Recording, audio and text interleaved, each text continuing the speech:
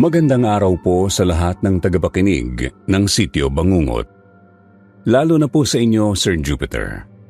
Ako po si Remedios Alvarado. Pero mas sanay po ako sa tawag na Remy, 54 na taong gulang, taga Chaong, Quezon, labandera, ina, balo. Kung totoo lang po, hindi ako yung tipo ng taong mahilig magkwento. Lalo na kung tungkol sa sarili ko. Para saan pa? Sa dami ng problema ng mundo, sino pa ba ang may oras makinig sa kwento ng isang matandang babae na halatang talunan sa buhay? Pero mula nang mapakinggan ko ang channel ninyo, Sir Jupiter, unti-unti akong nakaramdam ng lakas ng loob. Kasi kung sa lugar na to, kahit ang mga kwento na hindi pinapakinggan, ay biglang nagkakaroon ng saysay. Baka sakali lang mas maunawaan niyo ako. Baka sakaling hindi ako nababaliw. Sanay na po ako sa hirap. Bata pa lang ako, bitbit ko na ang labada. Hindi ko na yata natikman ang pahinga. Hanggang ngayon, buhat pa rin ng kamay ko ang bigat ng mga tuyong damit. At ang likod ko ay parang laging dinadaganan ng panahon. Hindi ako nakapag-aral ng maayos kaya ang tangi kong puhunan ay lakas ng katawan. Pero kahit yun, unti-unti na rin kinakain ng katandaan. May 7 anak po ako. Oo, 7. Hindi ko na po uulitin kung paano ko sila napalaki. Basta ang alam ko lang, gabi-gabi akong nagdarasal habang nilalaban ko ang antok sa paglalaba. Ang asawa ko, matagal nang wala. Inatake habang nasa palengke. Sa isang iglap, ako na ang naiwan para buhayin silang lahat. Walang tanong-tanong, tuloy ang trabaho. Kahit masakit, kahit mag-isa, kahit minsan gusto mo na lang matulog nang hindi na magising. Pero ngayong malalaki na ang mga anak ko, akala ko luluwag na rin ang buhay. Akala ko may konting ginhawa. Pero akala ko lang pala yun. Sa halip, lalo akong naiwan. Hindi nila kasalanan, Sir Jupiter. Hindi rin ako nanunumbat. Pero parang lahat sila may sarili-sarili ng mundong hindi ako kasali. At ako na lang tong naiwan sa luma naming bahay kasabay ng mga damit ng ibang tao. Hanggang sa dumating yung panahong halos wala nang nagpapalaba sa akin. Lahat may washing machine na.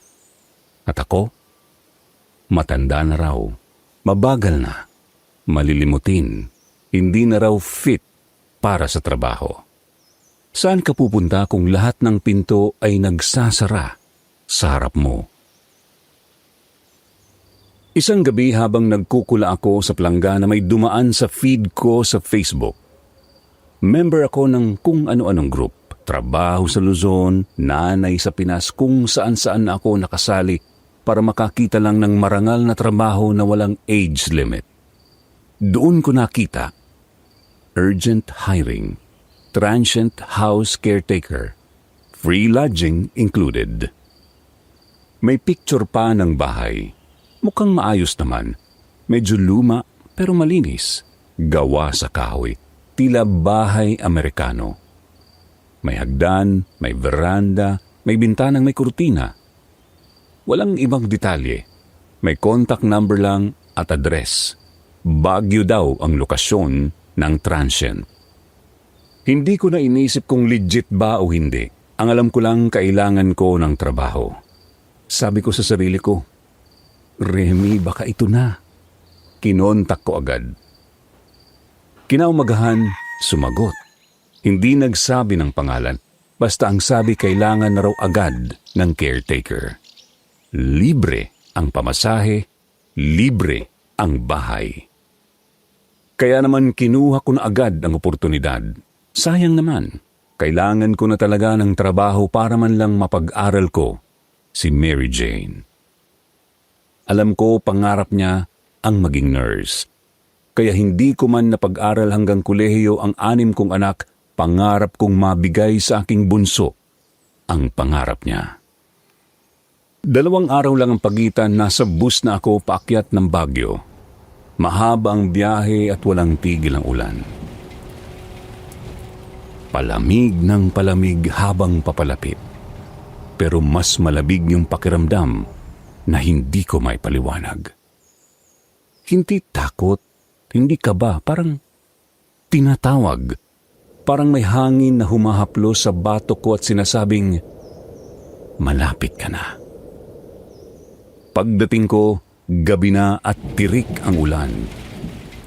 Basang-basa ang tsinelas ko. Walang tao sa paligid, walang jeep, walang tricycle, wala ring tindahan. Yung bahay lang na yun ang may ilaw. Dahan-dahan akong lumapit sa gate. Pagkatok ko, may lumabas. Babae, payat, maputla, may suot na jacket, tila nanginginig, pero hindi dahil sa lamig. Parang takot siya. Tiningnan lang niya ako ng walang emosyon. Siya daw si Nanay Tessa. Tapos binuksan ang gate. Ngumiti siya, pilit at sinabi, kailangan ka na ng bahay. Salamat at dumating ka, Nanay. Hindi ko alam kung anong klaseng bati iyon pero hindi ko na tinanong. Pagod ako, gutom, basang-basa at nasa isip ko lang baka ito na ang simula ng bagong yugto. Nasa loob na ako. Tahimik ang bahay. Kahit may ulan sa labas, parang wala kang marinig sa loob. Walang kaluskos, walang hangin, pero malamig. Para bang ang lamig ay hindi galing sa panahon, galing sa mismong sahig, sa pader, sa ilalim ng hagdan. Matapos niya magbilin sa akin, pinakita niya lang ang kwarto ko tapos sabi niya na ako na daw ang bahala. Ang natatangi lang niyang bilin sa akin ay huwag ko daw buksan ang silong. Dagdag pa niya na may lalaki raw na darating tuwing katapusan ng buwan para magdala ng bayad at tingnan kung maayos pa ang bahay. Bago pa ako umalis ng Chaong, pinadalhan na nila ako ng advance payment. Sapat na pantustos sa enrollment ni Mary Jane. Kaya kahit walang signal dito sa bundok at kahit walang tao halos sa paligid, kampante pa ako nung una. Ang alam ko, trabaho lang to. Ilang buwan lang, makakaraos din. Kinabukasan pagkagising ko, wala na siya. Pati gamit niya, wala. Pati cellphone ko, walang signal. At ang mas nakakapagtaka, tuwing sinusubukan kong lumabas, parati akong nauuwi sa parehong daan. Parang paikot-ikot, parang hinahadlangan ako. Doon nagsimula ang lahat, Sir Jupiter. Doon ko naramdaman ang bahay na to ay hindi ordinaryo. At sa mga susunod na araw, mas nakilala ko pa kung sino talaga ang naninirahan dito. Hindi mga tao, hindi rin simpleng kaluluwa. Isa silang pamilya. At isa akong ina na pinilit maging bahagi ng bangungot na di ko naman hiniling. Kaya ngayon ibabahagi ko ang kwento ko. Sana bago pa mahuli ang lahat. Sana bago pa may susunod sa yapak kong ito. Unang gabi ko pa lang sa transient house pero labis ko nang namiss ang mga anak ko. Hindi ko naman na sila halos kasama sa bahay dahil meron na silang kanya-kanyang pamilya. Bukod na lang sa bunso ko na si Mary Jane. Siya ang palaging nakadikit sa akin saan man ako magpunta. Tahimik siya, maalalahanin. Parang siya na lang ang tunay na nakakaintindi sa lungkot ko bilang ina. Pero dito sa Baguio, mag-isa na ako. Malamig ang simoy ng hangin, oo, pero mas malamig ang pakiramdam na mawalay sa sarili mong pamilya. Hindi lang ito lamig ng Baguio. Lamig ito ng kawalan. Yung tipong kahit anong kumot ang isuot mo, hindi sapat. Yung kahit anong dasal ang sambitin mo, hindi ka rin talaga mapalagay. Parang may kulang. Parang gusto ko na lang na umuwi. Kaso hindi pwede para ito sa mahal kong bunso. Kagabi matapos akong samahan ni Nanay Elsa at ipakita ang mga kailangang gawin, naiwan na akong mag-isa sa itaas na silid. Doon daw natutulog ang mga caretaker. May kama, kutsyon, isang lumang aparador at isang lampshade sa tokador. Pero sa sandaling isinara ko ang pinto, parang may humaplos sa batok ko. Mainit. Parang may matang nakatitig mula sa siwang ng pinto o sa kurtinang bahagyang gumagalaw kahit walang hangin. Wala namang tao. Pero ang katahimikan, buo. Hindi ako makagalaw nang hindi parang may nanonood. Pinilit kong matulog, baka pagod lang. Baka epekto lang ng lamig. Pero habang nakahinga ako, doon ko naramdaman ang bigat ng pag-iisa. Wala ang kaluskos ni Mary Jane. Wala ang tahol ng aso namin sa tsaong. Wala ni isang tunog na pamilyar. Isang uri ng katahimikan na parang nakikinig. Hindi ko alam kung gising ako o nananaginip nang marinig ko ang mahina, pabulong na boses mula sa ibaba. Anak. Napabalikwas ako sa kama. Sinilip ko ang bintana. Sarado. Tiningnan ko ang ilalim ng kama ng unti-unti. Wala. Baka guni-guni lang. Baka pagod lang talaga. Pagkagising ko, wala na si Nanay Elsa. Wala siyang iniwang sulat ni gamit. Ang natatandaan ko lang ay ang bilin niya kagabi, na huwag kong bubuksan ang silong. Pero ang nakakapagtaka, wala akong signal sa cellphone. Akala ko sa loob lang ng bahay mahina kaya lumabas ako at naglakad papunta sa kalsada. Doon ko balak tawagan si Mary Jane, pero kahit itaas ko pa ang cellphone ko, kahit ilang ulit kong i-on at i-off, walang lumabas na kahit isang bar ng signal. Nakailang lakad ako pabalik-balik pero laging sa parehong kanto ako napapadpad. Parang paikot lang ang dinadaanan ko. O baka ako na lang ang nalilito. Ang hangin parang masyadong malamig kahit tanghali. Tahimik ang paligid, walang dumadaang tricycle o tao. Hindi ko maipaliwanag pero may pakiramdam akong parang hindi ako dapat nandoon. Binaliwala ko muna. Sabi ko sa sarili ko, Remy, baka naman naninibago ka lang. Kakarating mo lang. Huwag ka muna mag-alala.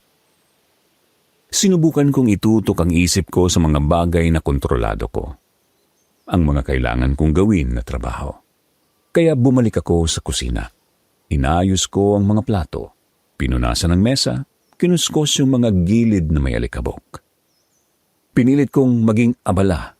Kasi pag huminto ako, doon na nagsisimulang pumasok ang lungkot. Alam mo yun, Sir Jupiter, yung kahit walang laman ang utak mo, gagalaw ka pa rin kasi sanay ka na sa gawaing paulit-ulit.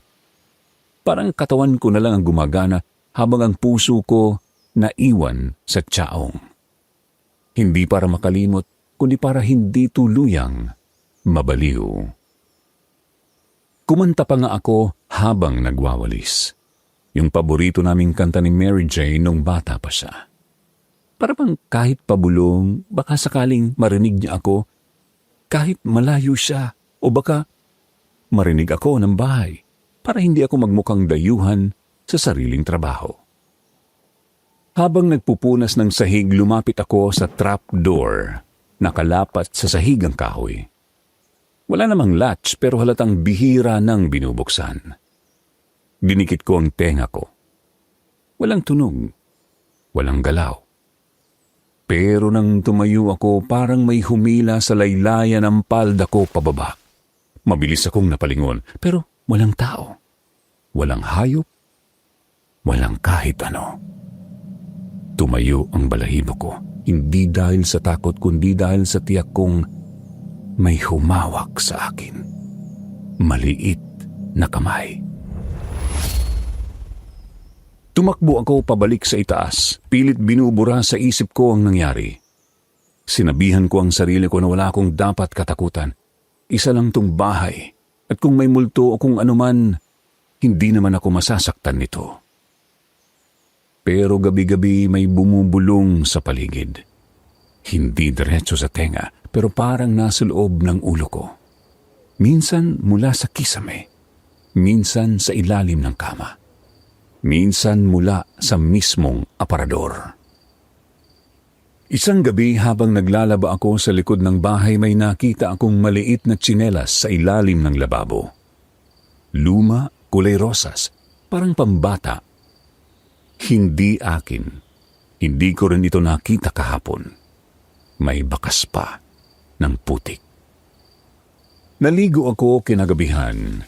Habang nagbabanlaw ako, biglang bumukas ang maliit na bintana sa CR. Sumalpok ang malamig na hangin. Kasabay noon pumasok ang amoy ng nabubulok na kahoy ng basang kumot na hindi na natuyo. Sumama ang sikmura ko. Napaupo ako sa sahig at pilit na pinapakalma ang sarili. Habang paakyat ako sa hagdan, may yabag sa likod ko. Mabigat, mabagal, parang may nakasunod. Hindi ako lumingon. Hindi ko kayang harapin. Pagdating sa kwarto, agad kong isinara ang pinto. Pinatay ko ang ilaw, pero hindi ako makatulog. May kaluskos sa cabinet. Mabagal, parang kuko sa kahoy. 1, 2, 3, pasadsad. Humigpit ang hawak ko sa kumot. Hindi ako makagalaw, hindi ako makahinga. Hanggang sa nakarinig ako ng isang mahinang hikbi. Umiiyak. Bata at babae. Bumukas ng bahagya ang pinto ng cabinet. Natamaan ito ng ilaw ng lampshade. May aninong maliit na nakatago sa loob. Nakatungo, nakayakap sa tuhod, hawak ang isang basang kumot. Pero nang tumayo ako at binuksan ang cabinet, walang laman. At naiwan lang ang malamig na hangin at ang boses sa tenga ko. Mahina lang, halos hindi marinig. Nanay, huwag kang maingay. Baka marinig niya tayo. Sir Jupiter, ewan ko kung paano ko sisimulan to, pero napansin ko na lang parang hindi lang pala ako ang nakakaramdam ng kakaiba sa bahay na to. Akala ko nung una ako lang.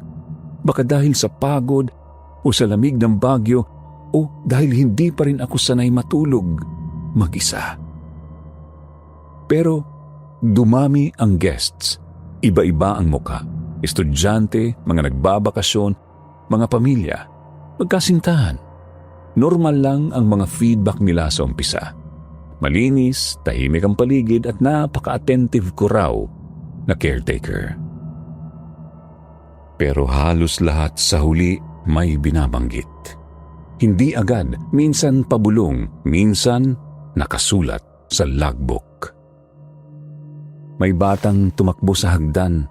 Nanay, anak niyo po ba yun? Sa una, natatawa pa ako.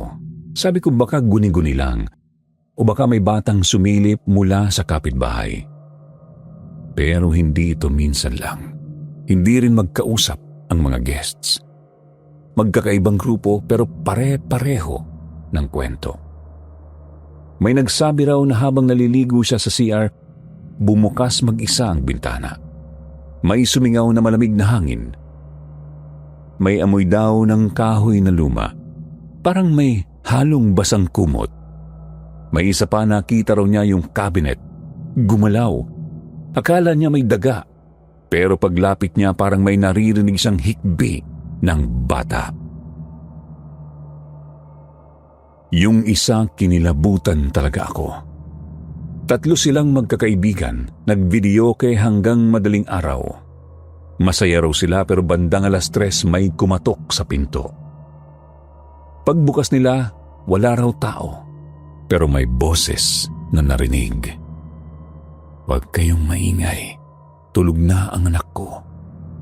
Nanindig ang balahibo ko nang kinwento nila yun sa akin bago sila umalis. Wala naman akong kasamang lalaki. Wala rin akong anak dito. Pero paulit-ulit ang mga kwento. Iba-iba ang bisita, pero iisa ang sinasabi. Sabi nila may third eye ang isa sa kanila. Nakikita daw niya na may bata raw na babae na laging nasa hagdan. Sa cabinet, sa likod ng kurtina, laging nakatingin at laging nagtatago. Mukha daw siyang takot. Madalas daw siyang umiiyak. Mag-isa. Tapos may lalaki raw, malaki, maitim ang anino. Hindi mo kita ang mukha pero ramdam mo ang presensya niya. Hindi raw siya gumagalaw pero nakatitig lang mula sa hallway, mula sa salamin o sa sulok ng kisame. Hindi siya multo na bigla-biglang sumusulpot. Para siyang laging nandun. Tahimik lang, pero nakabantay. Kapag daw lumalabas ang lalaki sa banyo, tumatakbo ang batang babae paakyat, patungo sa mga kwarto. Tapos may 3 foreigner na nag-book. Tahimik sila habang narito. Hindi ko sila halos narinig mag-usap. Akala ko jet lag lang, pero pagka-check out nila may iniwan silang sulat. "We liked the place, but the man in the hallway at night scared us." Hindi ko alam kung paano ko dapat sagutin yon kasi kahit hindi ko aminin, minsan may nararamdaman akong presensya sa may hallway. Yung tipong parang may naglalakad o dumadaan akong nararamdaman. Pero wala namang nakikita. O kaya naman bigla kang mapapalingon kahit alam mong mag-isa ka lang. Tapos isang umaga habang naglilinis ako, napansin ko yung picture frame sa hallway. Dati wala yung laman. Ngayon, may larawan na. Black and white. Isang lalaking naka-Amerikana. Hindi siya nakangiti, matangkad, nakaayos, pero may kung anong hindi ko may paliwanag sa mukha niya. Parang masyado siyang tahimik sa litrato. Parang may tinatago. Sa likod ng larawan may sulat kamay. Ang may-ari ng bahay na to. Huwag mong subukang alisin ang litrato. Hindi ko naman ito agad pinansin. Akala ko baka iniwan ng isa sa mga guest. Pero habang tumatagal parang may bumibigat sa hallway. Parang nagbabago ang ilaw tuwing dumadaan ako roon. Parang may tumitingin mula sa mismong litrato. Tapos mayroon ding isang pamilya, 4 sila, nag-book ng weekend. Masaya silang dumating, may dalang pagkain, may kasamang bata. Na-miss ko nga ang mga anak ko nung nakita ko sila. Ganon din kalilikot ang mga yun nung maliit pa sila. Pero hindi pa man sila tumatagal ng isang gabi, kinaumagahan, bigla silang umalis. Hindi nagpaalam, iniwan lang ang bayad sa mesa kasama ng susi ng kwarto at isang post-it note na nakadikit sa pintuan ng kwarto. Ang nakasulat, "Pasensya na po, hindi po namin kaya. May iba pong nakatira rito." Hindi ko na alam kung ilang beses ko nang sinubukang huwag pansinin. Araw-araw akong nagro-rosaryo. Nilalagyan ko ng holy water ang mga pintuan. Pinipilit kong maging abala. Pero kahit anong dasal, parang hindi na lang ito basta presensya. Parang buhay ang bahay. Parang lumalaban na rin siya. Tuwing gabi lalo kong nararamdaman ang lahat. Hindi ko na mapagkaila na natatakot na ako. Gusto ko nang umuwi. Kapag tumatahimik ang paligid, mas nagiging malakas ang pakiramdam na may ibang nakikinig. Sir Jupiter, ni minsan wala akong sinabihan tungkol dito. Kahit sa mga guest ng transient, hindi ko binanggit kasi ayaw kong matakot sila. At saka baka isipin nila na nasisiraan na ako ng bait. Pero sa bawat kwento ng bisita, sa bawat tunog sa gabi, sa bawat yabag sa hagdan, paulit-ulit ang pakiramdam na hindi na lang ako ang nagbabantay sa bahay na ito. May nagbabantay din sa akin. Hindi ko lang alam kung para protektahan ako o para siguraduhin hindi ako makaalis. Sir Jupiter, hindi ko alam kung ilang beses ko nang sinubukan. Yung simpleng bagay lang, lumabas ng bahay, sumakay ng jeep, magpasa load, tumawag sa anak ko, lahat yun. Imposibleng gawin. Isang gabi naglakad ako palabas ng property. Ang totoo po medyo liblib ang transient. Nasa dulo siya ng mataas na kalsadang sementado pero bitak-bitak. Surrounded ng mga pine trees at slope na parang bundok. May maliit na daan na pababa. 5 minutong lakad papunta sa pinaka-parking area kung saan humihinto ang mga kotse ng guests. Doon sila bumababa. Doon ako madalas sumalubong kung may bagong dating. Kaya kung tatanungin po kung bakit hindi ako basta makisabay sa mga guests kapag pauwi na sila, sasabihin ko rin sana, oo nga, bakit hindi? Pero sinubukan ko na po. Paulit-ulit, hindi lang isang beses, Sir Jupiter. Hinintay ko yung isa sa mga pamilyang aalis. Sinadya kong magbihis, dala ko na yung bag ko. Planong magpaalam, magpahatid kahit hanggang city proper lang. Pero habang papalapit sila sa gate, bigla akong nawala sa kanila. Para bang nag-fade. Para bang ako lang yung hindi nila nakita. Nandoon na ako sa bakuran, ilang hakbang lang mula sa pinto ng sasakyan, pero hindi sila lumingon. Hindi ako nakita. Hindi ako narinig. Parang hindi na ako kabilang sa mundo nila. Isang beses pa naglagad ako mag-isa pababa sa sementadong daan. Sabi ko kahit wala nang kasabay, kaya ko naman. Baka makakita ako ng signal at baka makapag-text kay Mary Jane. Miss na miss ko na siya. Hindi ko alam kung nakakakain ba siya ng maayos o para paalala sa kanya na huwag muna siya mag-boyfriend. Pero sa tuwing tatahak ako ng daan papuntang parking, kahit ilang liko pa, babalik at babalik ako sa mismong tapat ng gate ng Transient House.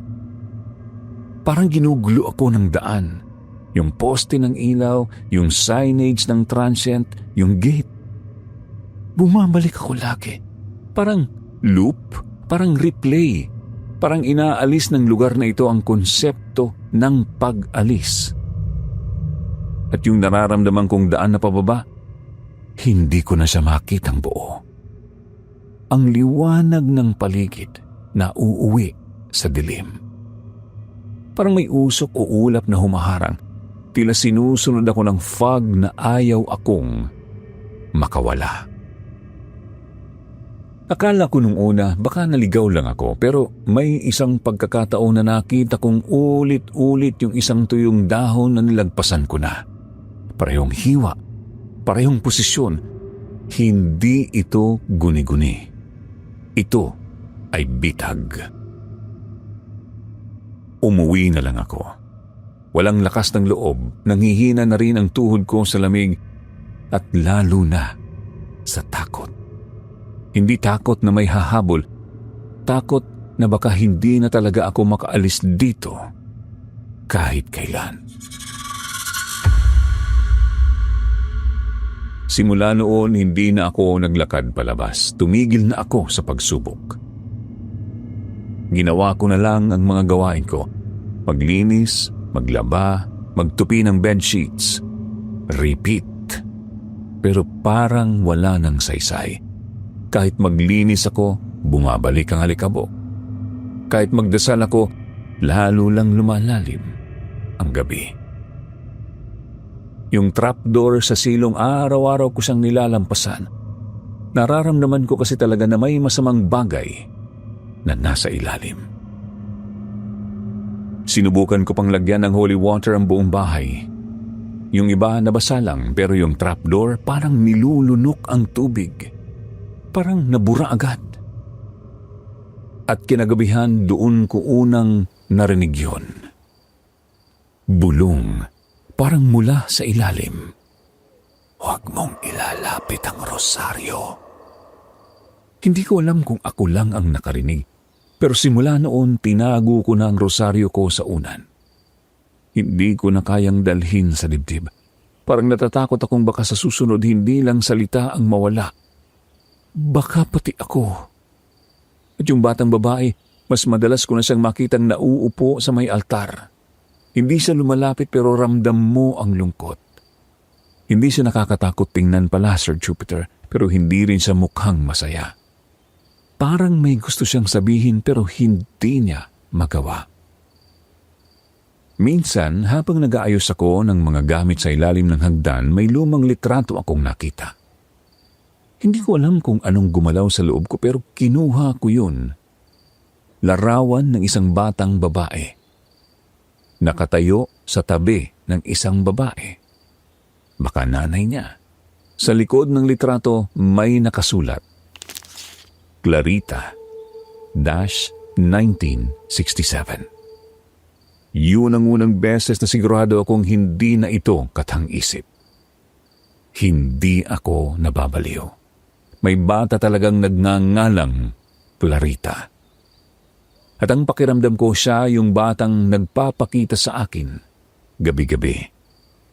At siya rin yung tinatago ng bahay. Isang gabing wala akong guest. Habang naliligo ako sa banyo sa baba, biglang bumukas ang ilaw sa labas ng CR. Walang tao. Wala akong kasama. Pero ramdam ko na may nagbukas ng switch at habang nagsasabon ako ng ulo may mainit na hangin na dumaan sa batok ko. Hindi malamig, mainit, pero parang humahaplos na may galit. Mabigat, mabaho, parang hininga ng isang taong matagal nang hindi nagsalita. Tapos may biglang kumatok. 1, 2, 3. Mabagal. May pagitan, parang sinasadya, pero walang boses, walang salita. "Sino ka?" Sigaw ko sa takot. Sigurado akong hindi yun yung batang babae. Hindi ko na tinapos ang paliligo. Nagdamit ako ng basa pa ang buhok. Sumilip ako sa hallway. Wala namang tao. Pero ang amoy, parang sunog na tela. Parang lumang punda na binabad sa dugo. Sa salamin ng tokador sa sala nakita ko siya, yung lalaki. Hindi buo ang mukha pero ramdam mo ang galit. Parang mas matindi pa sa takot yung dalang presensya niya. Parang gusto niyang palabasin na siya ang may-ari ng bahay. At ako, wala akong karapatang nandoon. Nung gabing yon, hindi ako nakatulog. Hinintay ko ang sikat ng araw. Pero kahit umaga na, parang gabi pa rin ang pakiramdam. Mabigat ang hangin. Tahimik ang paligid. Tila ba may nagbabantay pa rin sa dilim, kahit may araw na. Hindi ko alam kung ano pa ang kaya kong gawin sa mga oras na yon. Kasi kahit anong takas ko, dito pa rin ang bagsak ko. Kahit anong dasal, wala nang tugon. At kahit anong tapang, nauubos rin pala yun. Hindi lang ako natatakot, napapagod na rin ako. Hindi ko na mabilang kung ilang gabi na akong hindi nakakatulog ng maayos, pero may isang gabing iba. Tahimik pa rin. Malamig pero hindi tulad ng dati na punong-puno ng tensyon. Sa halip may kung anong katahimikang parang naghihintay. Habang nakahiga ako may narinig akong kaluskos sa ilalim ng kama. Hindi na ako nagulat. Hindi na rin ako tumili o tumakbo. Inilapit ko lang ang tenga ko sa kutson. Pinakinggan. "Nanay, andito lang po ako." Mahina pero sa tinig na yun hindi ko naramdaman ang takot. Ramdam ko ang lungkot. Ramdam ko ang uhaw niya sa yakap, sa kalinga.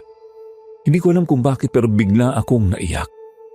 Parang may gumising na bahagi ng puso ko na matagal nang natulog simula nang mawala ang mga anak ko sa tabi ko. Lalo na si Mary Jane. Pumihit ako sa kama at tinignan ang cabinet. Parang may aninong nakaupo sa harap nito. Maliwanag ang lampshade pero hindi sapat para maaninag ang buong itsura. Hawak niya ang manika. Yung lumang manikang dati kong tinatago sa aparador ngayon ay nasa kamay ng batang babae. Hindi ako natakot. Tumayo ako at dahan-dahang lumapit sa kanya. Umupo ako sa sahig sa harap ng cabinet. Hindi siya nagsalita. Nakayuko lang siya pero ramdam kong gusto niyang maramdaman na hindi siya nag-iisa. Sabi ko, mahina lang. Okay lang. Nandito lang si Nanay Remy. Tumango siya. Hindi ko alam kung nakita ko ba yun o naramdaman ko lang pero tumango siya. Simula noon, parang may kausap na ako sa gabi. Hindi siya palaging nagpapakita. Minsan rinig ko lang na nakasunod siya. Minsan, biglang may manikang lalabas mula sa ilalim ng kama. Pero hindi na yun katulad ng dati na parang pananakot. Parang paalala na hindi ako nag-iisa. May isa pang gabi habang nagwawalis ako sa sala may narinig akong himig.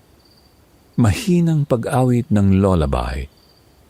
Hindi ko alam kung saan galing.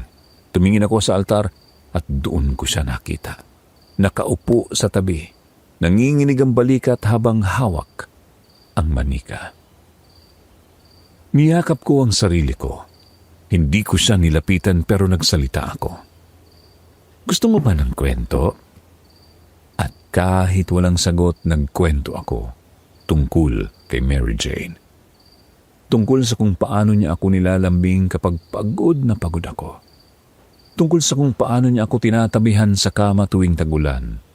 At habang nagkikwento ako, ramdam kong unti-unting lumalamig ang paligid pero hindi ito malamig na may kasamang panganib. Malamig na parang niyayakap ka mula sa malayo. Kinabukasan habang nililinis ko ang ilalim ng kama ng mga bagong guests, may nakita akong stuffed toy. Maliit, kulay puti, may sulsi sa tagiliran. Wala sa kahit aling gamit ng guests. Alam kong hindi kanila. Dinala ko ito sa kwarto ko at inilagay sa ibabaw ng tukador. Kinagabihan may narinig akong boses mula sa ilalim ng kama. Hindi na ako nagulat. Salamat po. Ang tagal ko nang hinahanap ito. At mula noon, hindi na ako nagkulong sa takot. Hindi na ako natatakot kay Clarita. Ang batang nagpaparamdam sa akin gabi-gabi ay hindi halimaw. Isa siyang anak. Isang bata. At ako ay isang ina na namimiss na kung paano maging ina sa sarili kong bahay. Pero dito sa bahay na ito muli akong tinatawag na nanay. Muli akong pinakikinggan. Kaya kahit may galaw pa rin sa silong presensyang bumubulong minsan sa dilim, mas matatag na ako ngayon dahil alam kong hindi lahat ng kaluluwa ay gustong manakot. Yung iba gusto lang makita o marinig. Gusto lang muling madama na may nagmamahal sa kanila. At si Clarita, unti-unti na siyang hindi natatakot. Unti-unti na siyang lumalapit at unti-unti ko na rin siyang tinatanggap na parang sarili kong anak.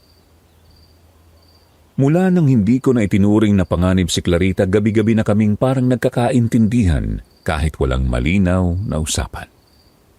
Hindi siya palaging nagpapakita ng buo, pero madalas ko siyang maramdaman. Kung minsan sa paggalaw ng kurtina, kung minsan sa kaluskos sa gilid ng kama. Isa lang ang malinaw, hindi siya multo na nananak. Hindi siya multo na nananakot. Isa siyang batang nangangailangan. May mga sandaling bumubulong siya, hindi boses ng takot kundi paalala. Isang gabi habang inaayos ko ang mga sapatos sa hallway, narinig ko sa likod ko. Hindi po tayo pwedeng maingay. Maririnig tayo ni Papa.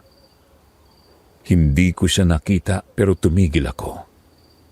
Sa tinig na yon, dama ko ang kaba at pananakot na hindi galing sa kanya kundi sa kung sino mang tinutukoy niyang Papa. May mga yabag daw sa gabi, minsan sa hagdan, minsan sa kisame. Pero kapag naririnig niyang lumalapit yon, natututo na raw siyang tumahimik. Lumaki siyang laging may takot sa tunog ng pinto, sa anino ng lalaki, sa pasilyo. Sumunod na gabi, habang nililinis ko ang lamesa sa kusina, may narinig akong mahihinang hikbi. Tumingin ako sa paligid. Walang tao, pero naramdaman kong nasa tabi ko siya. Hindi na niya kailangang sabihin, ramdam ko, nasasaktan siya. Hindi siya umiiyak para sa awa. Umiiyak siya na parang may alaalang hindi niya matakasan. Ang mga hikbing yon, tunog ng batang pinatahimik sa loob ng maraming taon. Isang gabi, tinanong ko siya kung ano ba ang ginawa ng kanyang papa at bakit takot na takot siya. Kinulong niya po si nanay at sinasaktan niya po ako. Hindi ko alam kung ano ang mas mabigat, ang pighati ng tinig niya o ang katotohanang unti-unti nang lumilitaw ang bangungot na kinakaharap ng batang ito. Hindi ito basta kwento ng batang espiritu. Kwento ito ng isang batang hindi binigyan ng pagkakataong mamuhay ng payapa. At ngayon ako na lang ang pwedeng makinig sa kanya.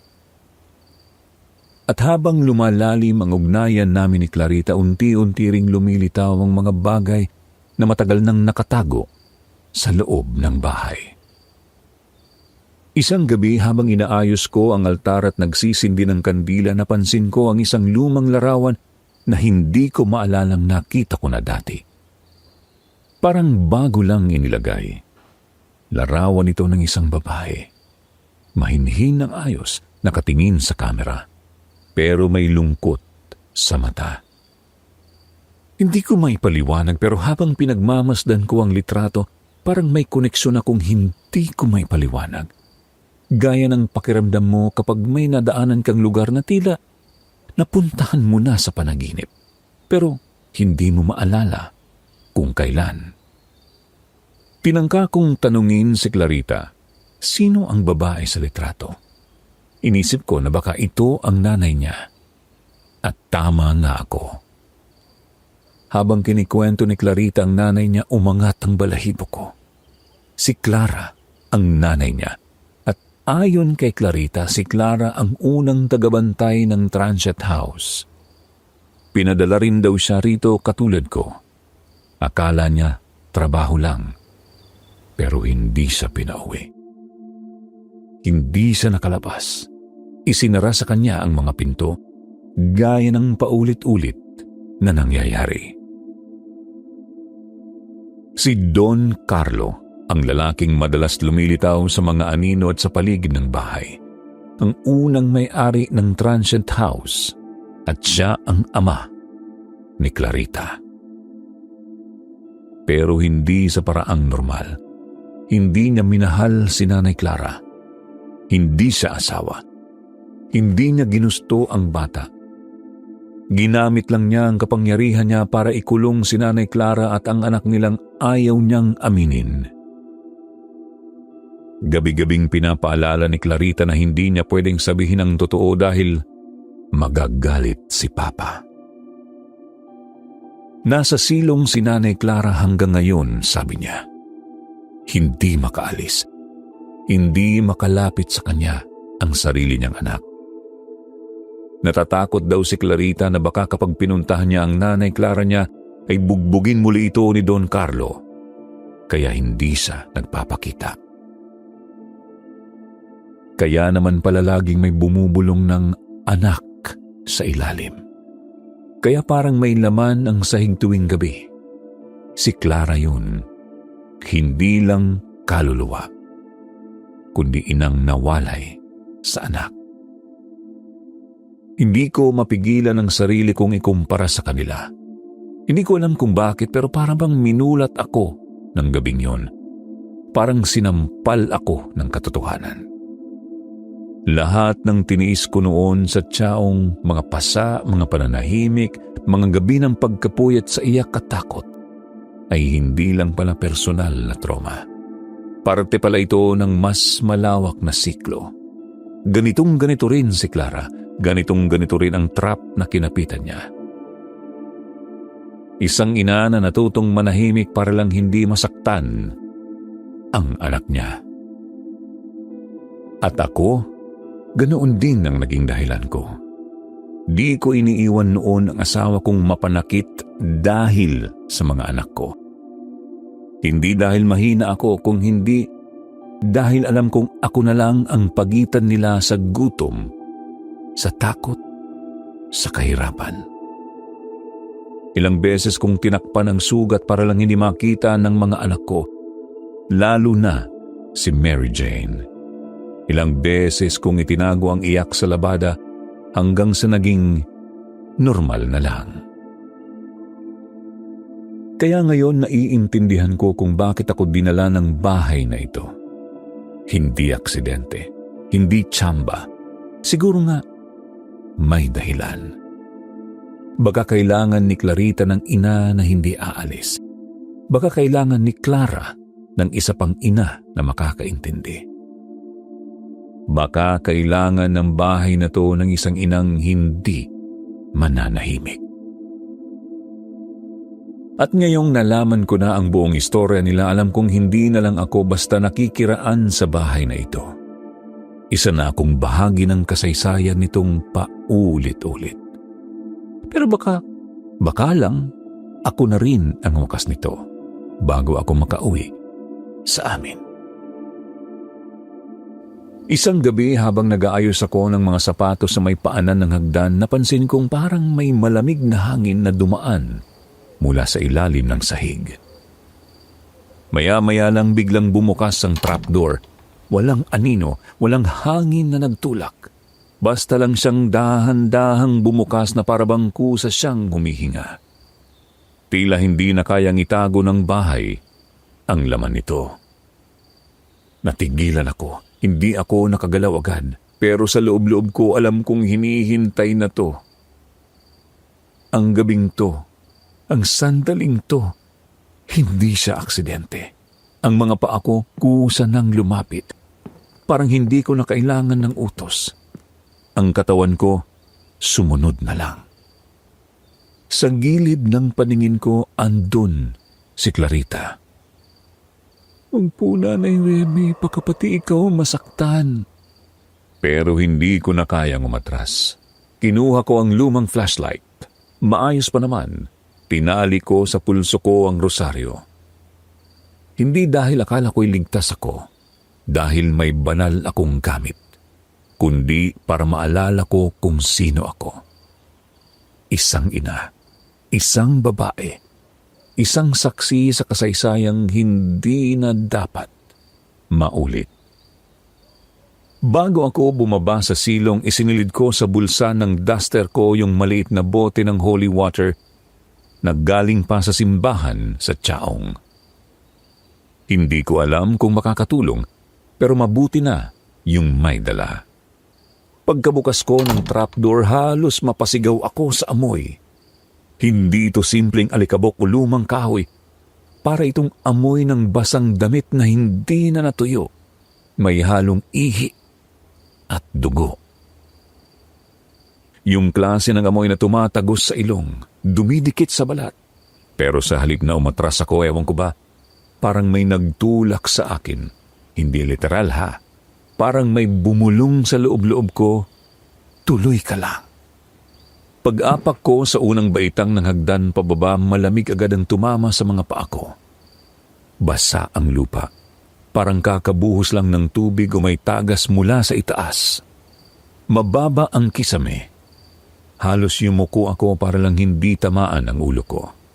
At kahit may dalang flashlight, parang hindi sapat ang liwanag. Parang may sariling buhay ang dilim dito sa ilalim.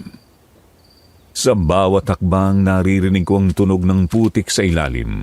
Malagkit, At ramdam ko, hindi ako nag-iisa.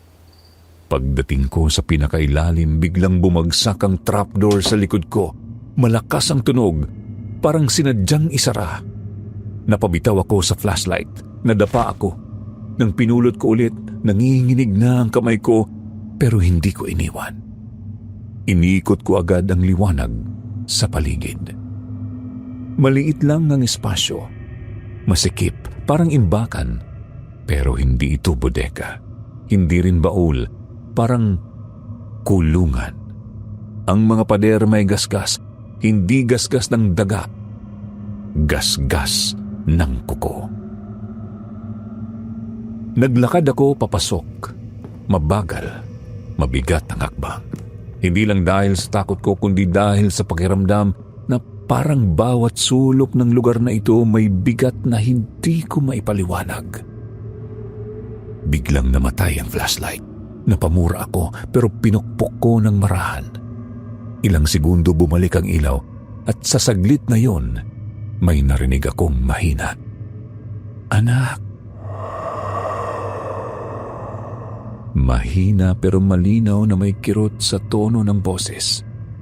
Bumilis ang tibok ng puso ko at hinanap ko kung saan galing. May nakita akong parte ng pader na parang binuksan dati.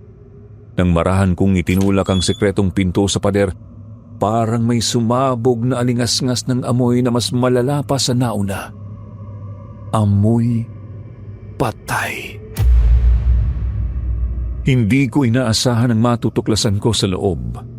Isang lungga, halos walang hangin, puro pader.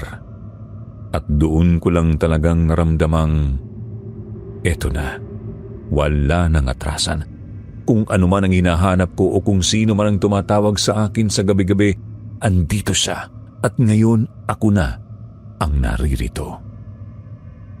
Sa bandang likod may malaking cabinet, yung tipong gawa sa nara pero ngayon ay kinain na ng anay sa ibaba. May kama sa sahig ng lungga. Doon ko nakita ang isang notebook na halos dumikit na ang mga pahina sa alikabok at halumigmig. Nakasulat sa pahina ang pangalang Clara, 1960. Unang linya pa lang napahawak na ako sa dibdib ko. Kung sakaling may makabasa nito, patawarin mo ako. Hindi ko ito isinulat para humingi ng awa.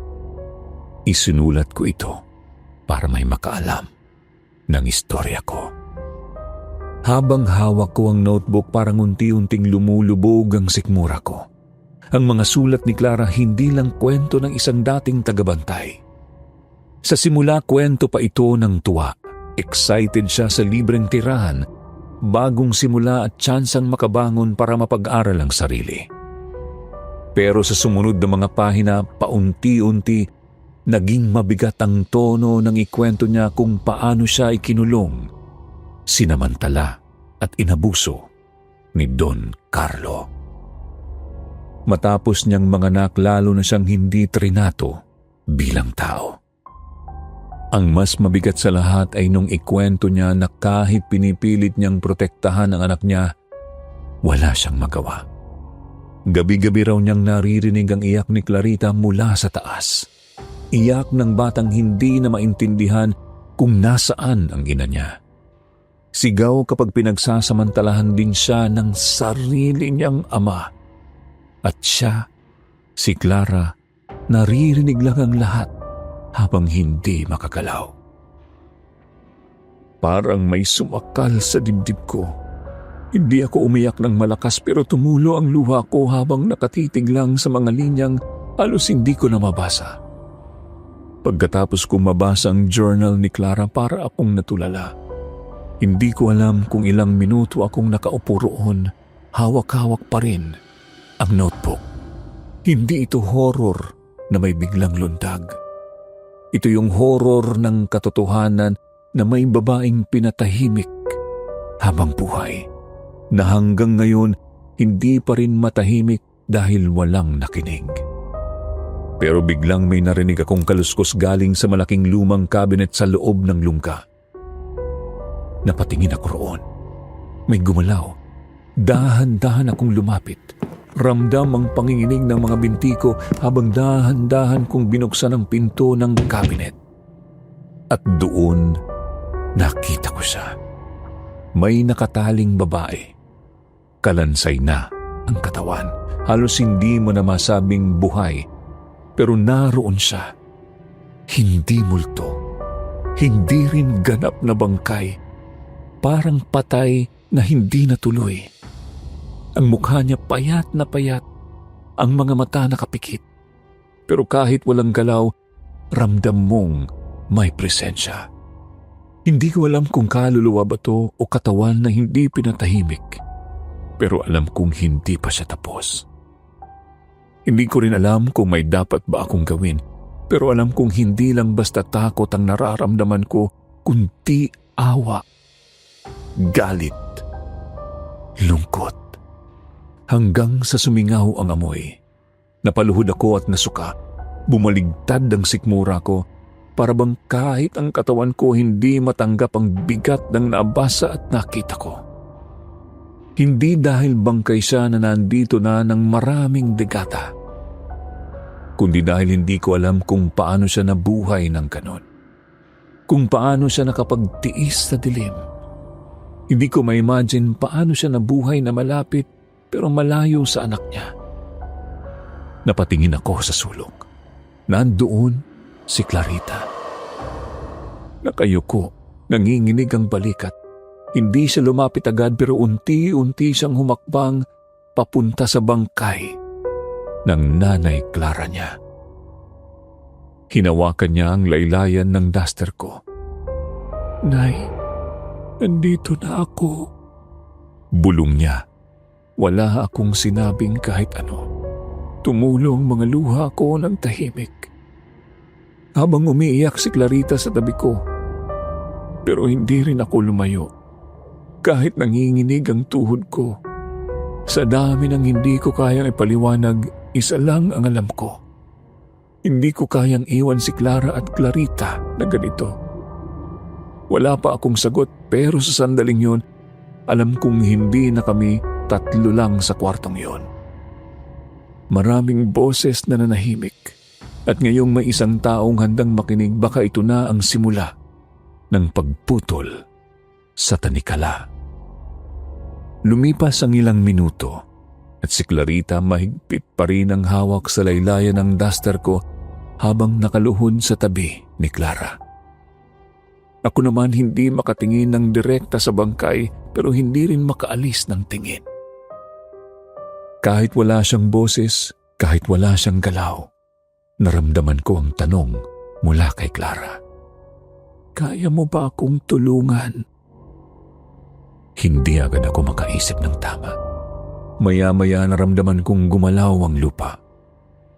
Hindi lindol, may pumasok sa silong. Noong mga sandaling yun, pwede naman akong lumabas. Pwede naman akong bumalik sa pagiging tagabantay lang ng bahay. Wala namang makakaalam. Pwedeng kalimutan ko na lang ang lahat at sabihing panaginip lang. Pero paano kung ako lang ang natitirang makakapagpalaya sa kanila? Pumikit ako sandali at naalala ko ang mga anak ko. Naalala ko si Mary Jane nung maliit pa siya. Pag humihiga sa tabi ko, kapag natatakot siya sa kulog. "Nay, huwag kang aalis ha." Lagi niyang sinasabi. Hindi ko siya sinagot noon pero hindi ko rin siya iniwan. At ngayon, heto ako. Sa isa pang kwarto. Sa ilalim ng isang bahay. Hawak ng bata ang laylayan ng duster ko. Parang sinasabi rin na huwag ko rin siyang iwanan. Hindi ako perpekto. Hindi rin ako bayani. Pero alam ko ang isang bagay. Wala dapat inang iniiwan sa dilim. Naramdaman ko ulit ang bahagyang galaw ng lupa.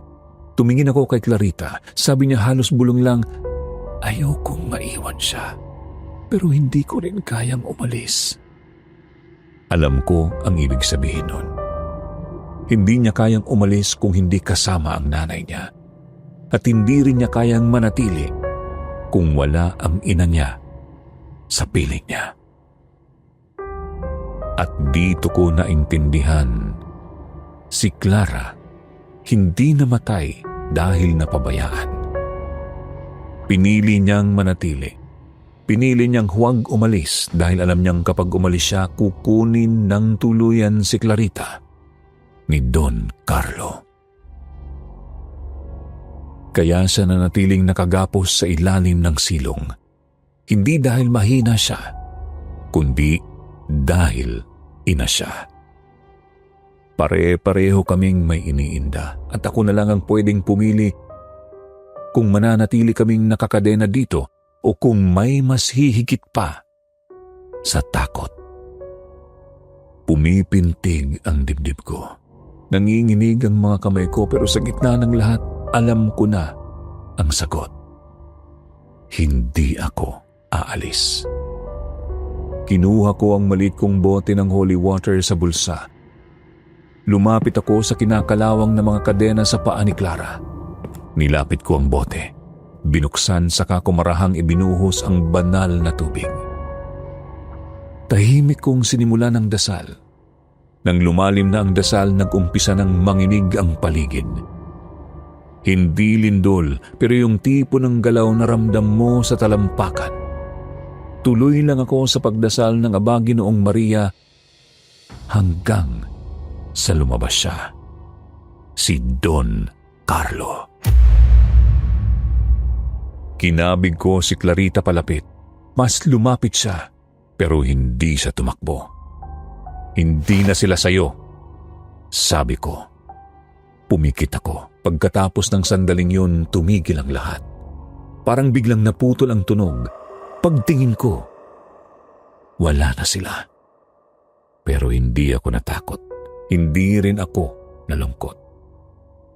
Sa unang pagkakataon mula noong dumating ako, nakahinga ako ng malalim. Nagising po ako sa kama ko sa transient, pero pakiramdam ko'y hindi na yun yung kamang inupahan ko sa umpisa. Tahimik ang paligid. Wala na ang trapdoor sa sahig. Wala na rin ang amoy ng amag at dugo. Maliwanag ang araw, pero iba ang liwanag.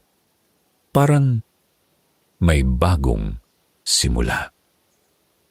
Hindi ko agad alam kung totoo ang lahat ng nangyari o kung bangungot lang siya. Pero nung kinuha ko ang cellphone ko, may signal na ulit. Tuloy-tuloy ang mga notifikasyon galing kay Mary Jane. Nay, okay ka lang ba? Hindi ka na nagre-reply. Nay, pauwi na ako dyan ha. Magkasama tayong uuwi. Hindi ko napigilan ang luha ko. Hindi dahil sa takot kundi dahil sa wakas may narinig ulit ako mula sa labas ng bahay. May koneksyon ulit sa mundong iniwan ko nung bumaba ako sa silong. Tinawagan ko agad siya. Pagkasagot niya, boses pa lang niya parang may yumakap sa akin mula sa kabilang linya. Anak, gusto ko nang umuwi. Nandyan na ako, paakyat na ako sa Baguio. Sagot niya, di ba sabi mo gusto mong may kasama ka? Napahawak ako sa dibdib ko. Hindi ako nakasagot agad. Tumulo lang ang luha ko habang tahimik akong ngumiti. Pagbaba ko sa sala, malinis ang paligid. Walang kalat, walang amoy ng lumang kahoy. Wala na ring bigat sa hangin. Pero sa paanan ng hagdan may naaninag akong maliit na laruan. Yung manikang dati kong nakita sa ilalim ng kama. Nakalagay sa gilid, parang maayos na iniwan. Lumapit ako sa mesa. May papel na nakaipit sa ilalim ng baso. Sulat kamay. Salamat po, Nay Remy. Pinalaya niyo kami. Hindi ko alam kung kailan yun isinulat. Hindi ko rin alam kung kailan siya umalis. Pero alam kong si Clarita yon. At alam kong hindi na siya mag-isa. Ngayon, kasama ko na si Mary Jane sa transient. Sa unang pagkakataon, hindi ko na kailangang matulog mag-isa. Maliwalas ang paligid. Luto kami ng luto, linis kami ng linis. Minsan, tumatawa pa kami habang naghahain ng pagkain sa mga guest. Parang normal lang lahat. Nag-iipon na ako at nakakuha ng ilan pang part-time na trabaho paminsan dito sa Baguio para mapag-aral ko ang anak ko. Pero minsan nararamdaman ko pa rin si Clarita na sumusunod sa akin sa bahay. At isang beses nakita ko siya, nakaupo sa may paanan ng kama. Tahimik lang na nakangiti. Hindi siya nagsalita, hindi rin siya umiiyak. Nakatingin lang siya sa amin. Maya-maya tumayo siya at dahan-dahang lumakad papalabas ng kwarto. Hindi ko siya sinundan. Hindi ko rin siya tinawag kasi pakiramdam ko alam na niyang hindi na siya nag-iisa. At siguro, Sir Jupiter, hindi pa tuluyang lumisan si Clarita. Pero hindi na siya nagtatago tulad ng dati. Hindi na siya pasilip-silip lang sa kabineto sa hagdan. Hindi na siya umiiyak sa dilim. Ang presensya niya ngayon hindi na mabigat o nakakatakot. Tahimik na siya. Payapa na.